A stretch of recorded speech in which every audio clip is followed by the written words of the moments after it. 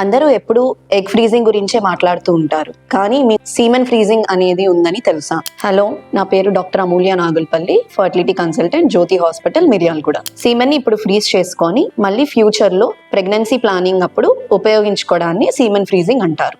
Siemens freezing ఎవరికి ఉపయోగపడుతుంది? Number 1, cancer treatments like chemotherapy, radiotherapy ఇచ్చే ముందు స్పర్మ్ అనేది ఫ్రీజ్ చేసుకొని మనము ఫ్యూచర్ లో మళ్ళీ ఈ స్పర్మ్ ని యూజ్ చేసుకోవచ్చు. దీన్నే ఫర్టిలిటీ ప్రిజర్వేషన్ అని అంటారు. కొంతమంది హస్బెండ్స్ వేరే సిటీలో కానీ అబ్రాడ్ లో కానీ ఉన్నప్పుడు వాళ్ళ స్పర్మ్ ముందే తీసుకొని మనము సీమెన్ ఫ్రీజింగ్ చేసుకొని ఫ్యూచర్ లో మనము IUI కానీ IVF పద్ధతిలో కానీ ప్రెగ్నెన్సీ ప్లాన్ చేసుకోవచ్చు. ప్రెగ్నెన్సీని పోస్ట్పోన్ చేద్దాం అనుకుంటే అండ్ మీ ఏజ్ 40 years కంటే ఎక్కువ దాటిపోతుంటే సీమెన్ ఫ్రీజింగ్ అనేది చాలా మంచి ఆప్షన్. ఎందుకంటే 40 years పైబడిన వాళ్ళకి స్పర్మ్ క్వాలిటీ అనేది డ్రాస్టిక్ గా తగ్గిపోతుంది. ఎగ్ ఫ్రీజింగ్ కంటే సీమెన్ ఫ్రీజింగ్ చాలా సులువైన పద్ధతి. ఎందుకంటే ఎగ్ ఫ్రీజింగ్ చేయడానికి మనము ఒక 10 days ఇంజెక్షన్స్ ఇవ్వాల్సి వస్తుంది ఆడవాళ్ళకి. కానీ సీమెన్ ఫ్రీజింగ్ లో మీరు ఒక sperm sample or semen sample ఇస్తే సరిపోతుంది. ఈ సీమెన్ ఫ్రీజింగ్ తెలియని వాళ్ళకి ఈ రీల్ ని షేర్ చేయండి. ఇలాంటి ఇంట్రెస్టింగ్ వీడియోస్ కోసం మన పేజ్ ని ఫాలో అవ్వండి.